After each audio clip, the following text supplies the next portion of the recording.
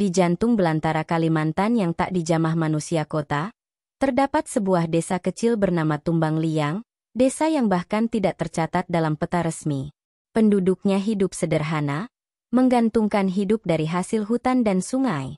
Namun, di balik kesunyian dan keindahan rimba tropis itu, tersembunyi satu rahasia kelam yang tak berani diucapkan penduduk, bahkan oleh tetua adat sekalipun. Di sana, malam bukan sekadar waktu istirahat. Malam adalah teror.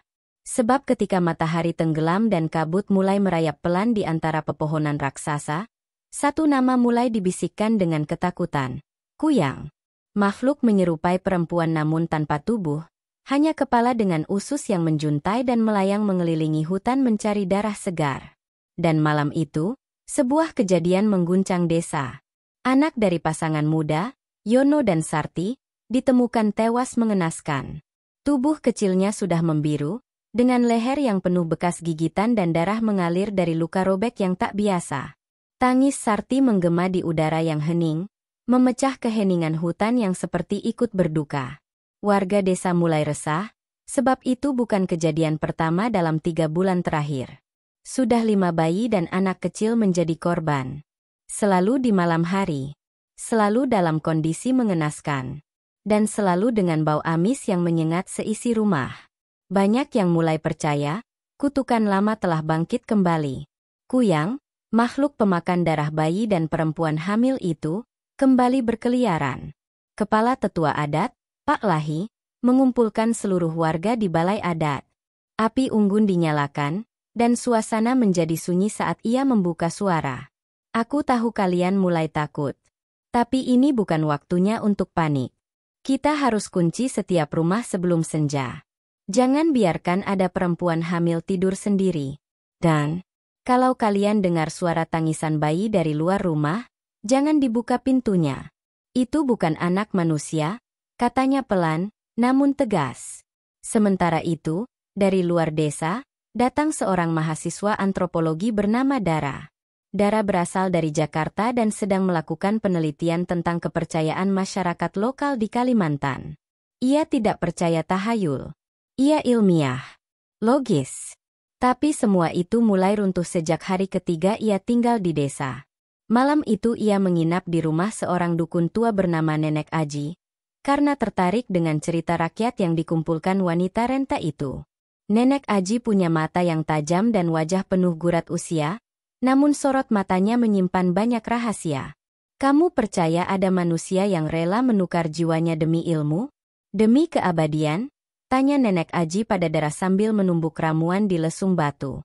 Dara hanya tersenyum, mencatat semuanya di bukunya. Di tempat asalmu mungkin tidak ada. Tapi di sini, Kuyang itu nyata. Dia bukan hantu biasa. Dia manusia, yang memilih menjadi iblis. Malam itu Dara tidak bisa tidur. Ia mendengar suara lirih seperti erangan. Semakin lama, suara itu berubah menjadi dengkuran melayang yang aneh. Ia melangkah pelan menuju jendela, menyingkap sedikit tirai. Matanya membelalak.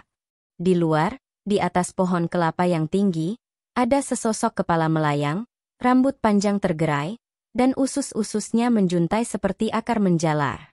Mata kepala itu bersinar merah, dan dari mulutnya menetes darah segar. Dara menutup mulutnya agar tidak berteriak. Ia mundur perlahan, namun lantai kayu tua itu berderit pelan. Kepala itu menoleh. Matanya menatap langsung ke arah jendela. Dara membeku. Saat ia berusaha berlari ke kamar Nenek Aji, suara aneh seperti sayap kelelawar terdengar memecah malam. Jangan lari. Dia bisa mencium rasa takutmu. Suara Nenek Aji tiba-tiba terdengar dari kegelapan. Ia berdiri di balik pintu, dengan tatapan tenang namun tajam. Dia tahu kamu berbeda. Darahmu. Esoknya, Dara mulai berubah. Ia tak lagi hanya ingin meneliti. Ia ingin tahu kebenaran. Ia ingin tahu siapa sebenarnya Kuyang itu. Dan lebih dari itu, mengapa semua orang di desa seolah menyembunyikan sesuatu. Sesuatu yang bukan sekadar legenda, tapi kenyataan yang sudah berlangsung selama generasi. Di malam keempatnya di desa, Dara mulai mencurigai satu hal. Kuyang bukan hanya datang dari luar desa. Ia mungkin berasal dari dalam desa sendiri. Dan mungkin orang-orang di desa tahu siapa dia sebenarnya. Tapi tak seorang pun mau mengatakannya. Sebab bila nama asliku yang disebut, maka malam itu juga ia akan datang. Dan tak ada yang bisa selamat darinya. Setelah kejadian malam itu, Dara nyaris tak bisa tidur. Sosok kepala melayang itu masih menempel jelas di matanya, lengkap dengan usus yang menggantung seperti ular dari bawah dagunya. Saat pagi datang dan cahaya matahari menembus celah atap rumbia, Dara duduk di beranda rumah Nenek Aji sambil menatap hutan lebat yang membentang di kejauhan. Ia mencoba menganggap semua itu mimpi. Tapi bau darah itu, suara itu, tatapan merah itu, terlalu nyata. Terlalu hidup. Nenek Aji menghampirinya dengan secangkir kopi hitam pekat dan selembar daun sirih. "Kunyah ini. Untuk hilangkan jejakmu," ucapnya tanpa menjelaskan lebih jauh. Dara menurut. Rasa pahit dan getir langsung memenuhi mulutnya. "Jejakku?" tanya Dara bingung. "Dia sudah mencium darahmu semalam. Sekarang dia bisa mengikutimu kapan saja kalau tak kulindungi," jawab Nenek Aji pelan. Dara menelan ludah. "Nenek tahu siapa dia sebenarnya?" tanya Dara sambil menatap tajam. Nenek Aji menatap hutan. "Lama. Hening. Kuyang bukan makhluk sembarangan. Dia dulunya manusia biasa. Perempuan. Tapi karena terlalu cinta pada ilmu hitam, dia rela melepas tubuhnya saat malam dan terbang hanya dengan kepala dan isi perutnya.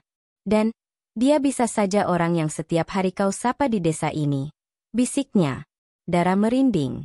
Sementara itu, di sisi lain desa, seorang gadis remaja bernama Lina tiba-tiba jatuh pingsan saat mandi di sungai. Darah mengalir dari hidung dan telinganya.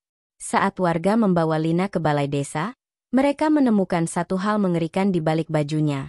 Perut Lina seperti dikerat oleh kuku tajam, membentuk luka menyerupai pola bunga teratai. Pak Lahi langsung memerintahkan semua wanita hamil dan gadis remaja dikumpulkan di balai adat dan tak diperbolehkan tidur sendirian. Ini sudah kelewatan. Kuyang tak lagi pilih waktu. Dia lapar. Sangat lapar, ucapnya. Sementara itu, malam menjelang lagi. Dan seperti malam sebelumnya, suara-suara aneh kembali terdengar dari dalam hutan. Dara, dengan senter dan buku catatan, nekat keluar malam itu untuk mencari sumber suara. Tapi langkahnya terhenti saat di tengah jalan ia melihat seekor anjing hutan berdiri kaku dengan mata mendelik. Anjing itu menggonggong ke arah pohon langsat tua yang tumbuh menjulang di ujung desa. Dara menoleh. Di atas pohon itu, ada dua mata merah bersinar terang di antara dedaunan. Sejenak, keheningan menyergap. Kemudian suara jeritan menembus malam. Jeritan seorang anak kecil dari rumah di dekat sungai. Dara berlari ke arah suara itu bersama warga yang membawa obor dan tombak kayu. Mereka tiba di rumah Pak Budi dan menemukan pintu terbuka. Di dalam, anak lelaki Pak Budi berusia 2 tahun menangis kencang dengan luka di kakinya, seperti digigit sesuatu. Ibunya tergeletak pingsan dengan bekas cakaran di wajahnya. Dan di langit-langit, tampak tetesan darah masih menetes. Dara menengadah. Tapi yang dia lihat bukan hanya darah. Dia melihat rambut panjang, bergelantungan, dan tiba-tiba sesuatu meluncur jatuh dari langit-langit dan melesat keluar rumah melalui celah sempit jendela. Terlalu cepat. Terlalu mengerikan. Dia baru saja pergi, bisik Nenek Aji yang datang dari belakang. Dia hampir mengambil anak itu. "Siapa dia sebenarnya, Neh?" teriak Dara, frustrasi. Nenek Aji memandangnya dengan mata sayu. "Aku pernah mengenalnya. Dulu, dia manusia. Tapi sekarang, dia haus akan darah yang tak bisa dipuaskan oleh apapun. Dan untuk mengusirnya, kita harus menemukan tempat asalnya. Tempat di mana dia pernah menjadi manusia." "Di mana itu?" tanya Dara. "Di tengah hutan. Di bawah pohon beringin tua, yang akarnya membelit tanah seperti ular," jawab Nenek Aji lirih. "Tapi tempat itu dikutuk. Siapapun yang masuk tanpa restu, takkan pernah kembali." Dara terdiam. Ketakutan membungkus tubuhnya. Tapi juga rasa penasaran yang tak bisa ia redam. Ia tahu, jika ingin menghentikan ini, Ia harus masuk ke hutan. Ia harus tahu siapa Kuyang sebenarnya. Dan lebih dari itu, ia harus mencari tahu kenapa semua warga terlihat seolah menyimpan rahasia besar tentang masa lalu kelam mereka. Malam itu, sebelum tidur, Dara mendengar Nenek Aji melantunkan doa-doa kuno dengan bahasa Dayak yang tidak ia mengerti. Di sudut ruangan, asap kemenyan mengepul. Tapi dari balik jendela, mata itu masih mengintip. Dan usus itu perlahan melayang masuk dari celah atap. Pagi itu udara terasa lebih dingin dari biasanya. Matahari belum muncul, dan kabut menggantung rendah di atas desa. Dara terbangun karena suara teriakan. Ia segera keluar dari rumah Nenek Aji dan menemukan kerumunan warga di tengah lapangan. Seorang pria tua tergeletak di tanah, tubuhnya kaku dan membiru, dengan mata terbuka lebar menatap langit. "Pak Duru," gumam seseorang di kerumunan. Dia ditemukan di tepi sungai. Tak ada luka, tapi tubuhnya seperti disedot dari dalam, kata seorang ibu dengan suara gemetar. Dara berjalan mendekat. Ia menatap tubuh Pak Duru dan melihat jelas kulitnya mengerut seperti kantong kosong. Tak ada darah, tak ada daging. Hanya kulit yang menempel di tulang, seperti balon yang kempis. "Ini sudah melampaui batas," ucap Pak Lahi dengan wajah tegang. Kuyang makin berani. Dia tak lagi menunggu malam untuk memburu mangsanya. Dara mundur perlahan. Kepalanya pening. Ini tak bisa dibiarkan. Ia harus masuk ke hutan. Hari itu juga, ia harus menemukan tempat yang dimaksud Nenek Aji, pohon beringin tua yang menjadi asal-usul kutukan ini. Nenek Aji awalnya melarang, tapi setelah Dara bersumpah tak akan kembali sebelum semuanya selesai, ia pun memberinya sesuatu. Sebuah botol kecil berisi air jernih dan sebuah kain merah. Air ini dari mata air yang disucikan. Kain ini dari tubuh ibu kandungku, yang dulu pernah melawan Kuyang juga. Tapi dia tak pernah kembali, bisik Nenek Aji lirih. Dara berangkat sendiri, hanya dengan ransel kecil, senter, dan tekad kuat. Ia menembus semak dan akar pohon, menyusuri sungai kecil, hingga ia menemukan sebuah celah tanah yang tersembunyi di balik pohon besar. Tanah itu berlubang membentuk gua kecil. Dara masuk perlahan. Udara di dalamnya pengap, gelap. Dan di ujung gua itu, ia melihat akar-akar pohon membelit sebuah batu besar. Tapi bukan itu yang membuatnya menggigil. Di sana, ada altar tua, dengan tengkorak manusia tersusun rapi, dan bekas lilin hitam meleleh di sekitarnya. Dara mendekat. Di salah satu tengkorak, ada ukiran yang familiar. Lambang yang sama dengan yang pernah ia lihat di kain tua milik Nenek Aji. Tiba-tiba senter Dara mati. Ia berdiri kaku dalam kegelapan. Dan dari arah belakangnya, terdengar suara, seperti napas. Berat. Dekat. Hahaha. Dara berbalik cepat. Tak ada siapa-siapa. Tapi udara kini lebih dingin. Dan tiba-tiba, dari langit-langit gua, tetesan merah menetes ke pipinya. Darah. Ia mendongak. Dan di sana, ia melihat kepala mengambang dengan rambut panjang menempel di langit-langit seperti kelelawar, mata merah menyala, dan usus menjuntai mengkilat. Dara berteriak. Makhluk itu meluncur ke arahnya dengan kecepatan luar biasa. Dara menjatuhkan botol air suci ke lantai gua, dan suara mendesis langsung terdengar saat air itu menyentuh tanah. Makhluk itu menghentikan gerakannya, menjerit keras, dan mundur. "Kau bukan bagian dari mereka. Kenapa kau ikut campur?" Jerit suara makhluk itu, tapi anehnya, terdengar seperti suara manusia. Dara terisak. Ia menatap makhluk itu. "Siapa kamu sebenarnya?" teriaknya. Makhluk itu melayang perlahan, menatap Dara dengan mata merah darah. "Aku dulunya. Ayu. Gadis desa ini. Aku tak pernah menginginkan ini." Suaranya serak, sedih, dan menggema. "Aku dipaksa, dipersembahkan oleh orang-orang yang kau percaya, demi kekayaan, demi panen yang tak pernah gagal." "Apa maksudmu?" tanya Dara, bingung. "Nenekmu tahu. Semua tetua tahu. Desa ini hidup dari darah yang aku berikan. Mereka mengikatku dengan sumpah. Dan aku dikutuk menjadi ini." Dara mematung. Tubuhnya menggigil. Kau bohong. Bisiknya. Tapi matanya menangkap kebenaran dalam tatapan sedih Kuyang itu. Aku tak ingin memangsa. Tapi aku harus. Mereka menginginkan anak-anak. Darah muda. Itu syarat mereka. Siapa mereka? Teriak Dara. Pak Lahi, Nenek Aji, dan semua yang masih hidup dari generasi lama. Mereka pelaku bukan korban, ucapnya sambil menangis. Dara limbung. Kepalanya pening. Dunia seperti berputar. Ia terjatuh. Saat matanya terbuka kembali, ia sudah berada di ranjang rumah Nenek Aji. Tapi, mulutnya disumpal kain, dan tangan serta kakinya terikat. Nenek Aji berdiri di depannya. Di sampingnya, Pak Lahi, dan 2 orang lelaki tua dari balai adat.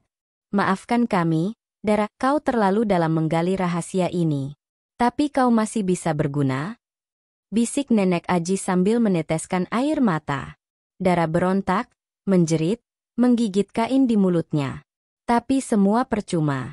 Di langit malam, suara sayap mengepak mulai terdengar. Dan dari balik jendela, sepasang mata merah menunggu. Lapar. Jeritan Dara menggema di seluruh rumah panggung tua itu, namun tak satu pun penduduk desa mendekat. Semua sudah tahu. Mereka yang mendengar suara itu hanya menunduk dalam diam. Di bawah rumah, beberapa lelaki tua menabuh gong dan kentongan, berpakaian serba hitam dengan mata kosong seolah berada dalam trans-trance. Dara masih terikat. Tubuhnya lemas. Kepalanya pusing akibat air yang dicampur sesuatu yang membuatnya mengantuk. Di hadapannya, Nenek Aji tak lagi seperti nenek ramah yang ia kenal. Tatapannya dingin, kulit keriputnya seperti tertarik oleh kegelapan. Maafkan kami, cucuku, ucap Nenek Aji pelan sambil mencelupkan tangan ke mangkuk berisi darah ayam hitam. Ritual ini adalah bagian dari janji kami kepada penjaga hutan. Sebuah pengorbanan agar desa tak direnggut kabut dan kelaparan. Dara menggeleng, air mata mengalir deras. Aku bukan milik kalian, jeritnya. Tapi Pak Lahi datang mendekat dan menamparnya sekali. Kau adalah keturunan Ayu, gadis pertama yang dipersembahkan. Sudah waktunya kau menggantikan kutukan itu. Dara menggigil. Ia baru mengerti. Kuyang yang dilihatnya di gua, itu adalah nenek buyutnya sendiri. Dan sekarang, mereka hendak menjadikannya bagian dari kutukan itu. Bulan merah mulai muncul di langit. Gong dipukul lebih keras. Tubuh Dara diangkat dan diletakkan di altar kayu tua di tengah tanah lapang.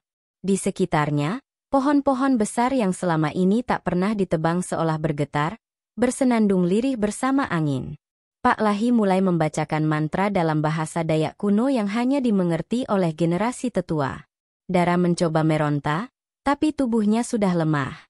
Sementara itu, kabut tebal perlahan merayap dari hutan, membawa aroma amis dan busuk. Dari balik kabut, suara-suara mengerikan terdengar, tawa anak kecil, isak tangis, dan bisikan seperti ribuan mulut yang berdesakan. Dan kemudian ia muncul. Kuyang. Tidak sendiri. Tapi bersama 2 entitas lain, tubuh melayang seperti kepala tanpa badan, masing-masing dengan wajah pucat, mata merah, dan usus menggantung seperti akar tumbuhan. Dara menjerit saat 3 makhluk itu mendarat di sisi altar. Tubuhnya menggigil hebat. Tapi anehnya, satu dari mereka, yang di tengah, berhenti. Menatap Dara lama sekali. Lalu berbicara dengan suara parau, lirih, menyayat. Kau bukan untuk dikorbankan. Kau pengganti. Apa maksudmu? Dara tergagap. Nenek Aji terlihat panik. Pak Lahi juga mulai mundur. Dia terlalu cepat menyadari semuanya. Teriak Nenek Aji. Tapi terlambat. Langit bergemuruh. Petir menyambar pohon tertua di pinggir lapangan. Salah satu kuyang melesat ke arah Pak Lahi dan menerkamnya. Darah muncrat ke segala arah. Warga yang menonton lari tunggang langgang. Nenek Aji berusaha membacakan mantra penunduk, tapi kuyang ketiga menabraknya, membuat tubuh renta itu terpental dan menghantam batu altar. Dara masih terbaring, terikat. Tapi kuyang pertama, sosok Ayu, mendekatinya, melepaskan tali yang membelenggunya. Lai. Bisiknya. Lari sebelum mereka membawamu dan mengubahmu sepenuhnya. Dara bangkit tertatih. Ia berlari ke arah hutan.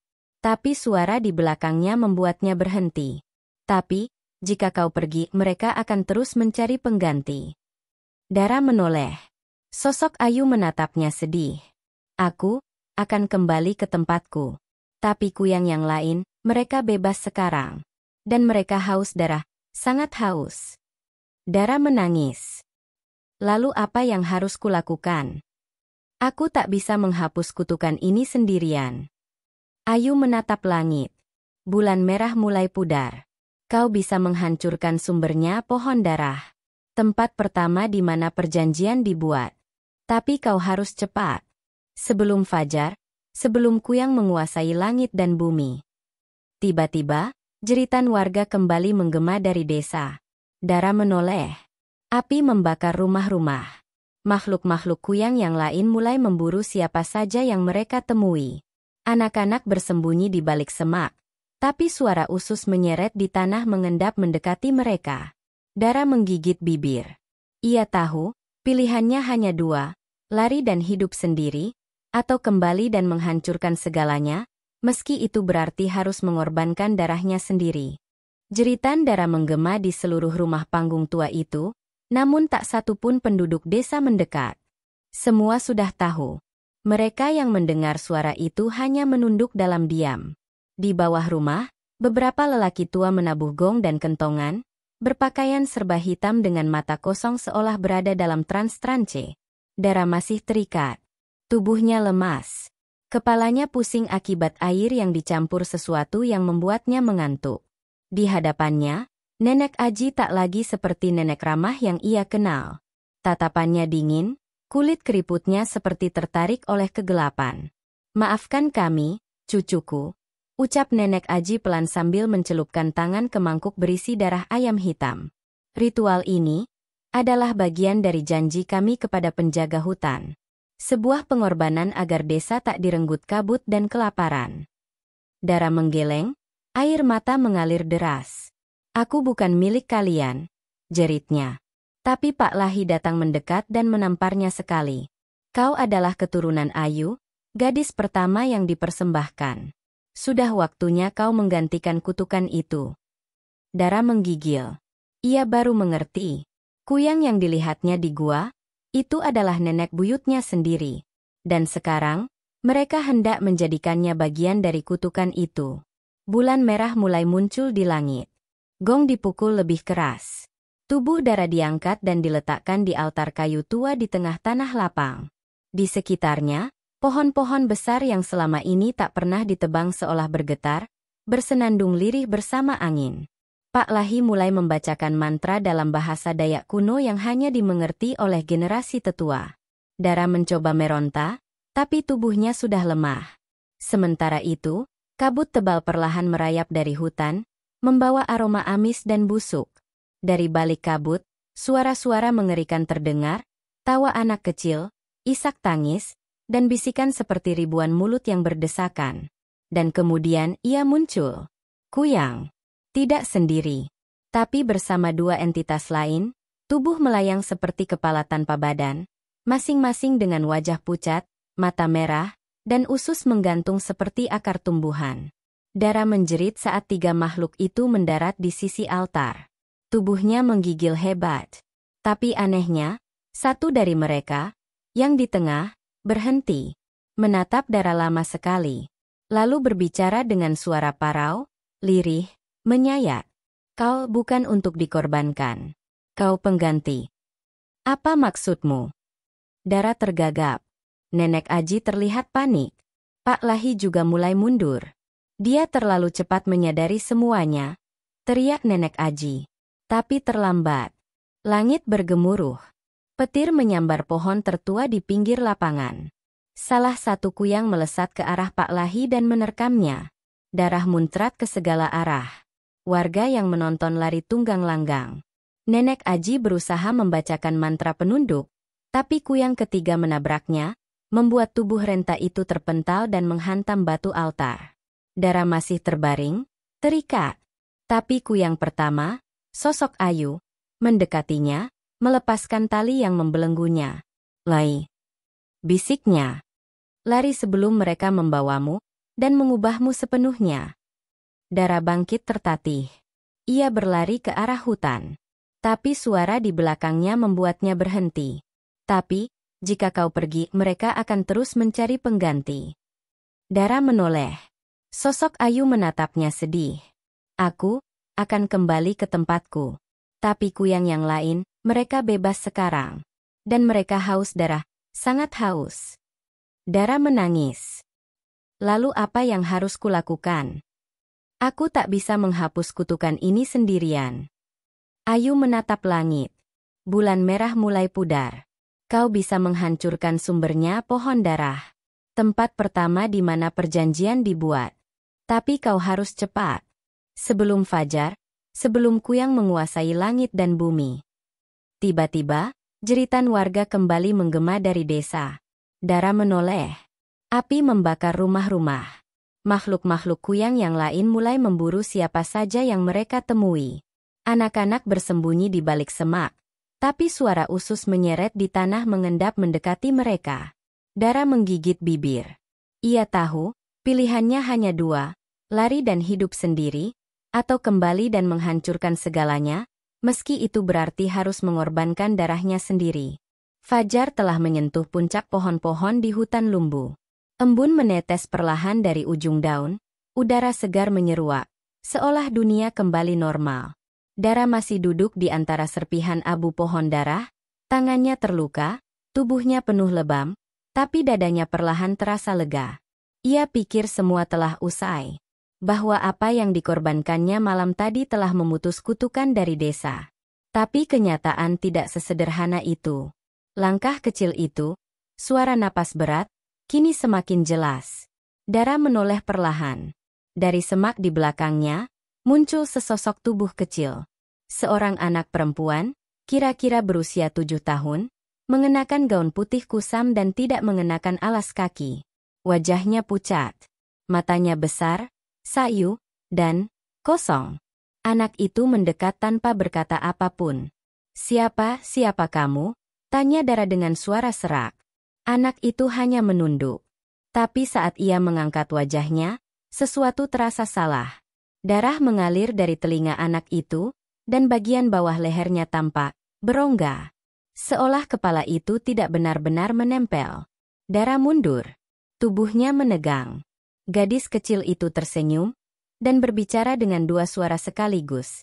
Satu suara anak-anak, dan satu lagi suara perempuan dewasa yang dalam dan bergetar.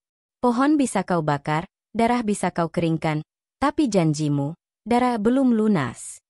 Dara ternganga. "Tidak, aku sudah menepati. Aku menutup gerbang. Kau memutus rantai lama, tapi kau membuat rantai baru. Darahmu telah membuka segel. Kau bukan korban, kau adalah penukar." Saat anak itu mengangkat tangannya, dari kulit tangannya muncul benang-benang daging, seperti usus kecil yang menggantung. Tubuhnya mulai melayang, kepala terangkat dari lehernya secara perlahan, lalu lepas. Kepala itu kini melayang dengan rambut tergerai dan taring tajam keluar dari mulutnya. Dara berlari, tapi tubuhnya terlalu lemah. Ia tersandung akar, terjatuh ke tanah. Kepalanya terbentur batu. Pandangannya kabur. Suara-suara kembali muncul, tangisan, jeritan bayi, tawa perempuan, lolongan serigala, semuanya menyesakkan telinga. Di tengah kabur pandangannya, ia melihat sosok Ayu berdiri di antara kabut. "Dara, kau sudah dipilih. Tubuhmu, darahmu, kau telah membuka kunci warisan itu."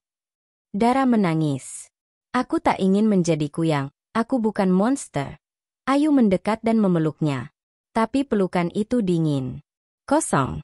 Dan ketika Dara melihat ke bawah, tubuhnya mulai berubah. Kulitnya merekah, seperti daun yang terbakar dari dalam. Pembuluh darahnya menyala merah. Rambutnya tumbuh panjang. Dan perutnya terbelah. Dari rongga perutnya menjulur keluar isi tubuhnya sendiri. Usus, hati, ginjal, semua masih terhubung. Tidak, jerit Dara. Tapi suaranya berubah. Taringnya tumbuh. Matanya merah. Ia melayang. Kepalanya terpisah dari tubuh. Darah kini telah menjadi satu dengan kutukan yang ia coba hapus. Menjadi kuyang. Dan desa? Desa itu masih berdiri. Tapi tak satu pun warga mengingat darah. Mereka hanya tahu, kadang malam hari terdengar suara tangis di atas pohon. Dan hewan-hewan ternak mati tanpa sebab. Tubuhnya bolong tanpa darah.